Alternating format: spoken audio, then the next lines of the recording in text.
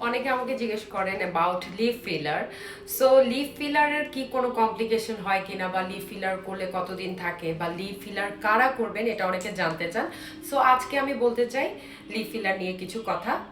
So আমি আমার প্রসিডিউরের কয়েকটা ছবি স্ক্রিনে শেয়ার করছি, যেখানে আপনারা বিফোর আফটারটা দেখতে পারবেন। তো একটু ভলিউম বাড়ানোর জন্য লিপের কিন্তু লিপ ফিলার খুবই চমৎকার একটি ট্রিটমেন্ট হতে পারে আপনার জন্য।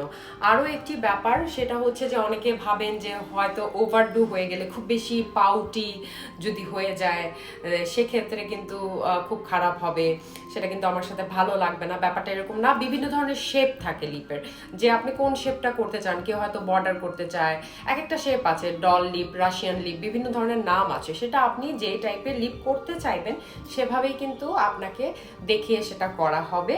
আরও একটি ব্যাপার হচ্ছে যে হয়তোবা ভলিউমটা বেশি লাগছে বা একটু ওভারডু লাগছে, সেক্ষেত্রে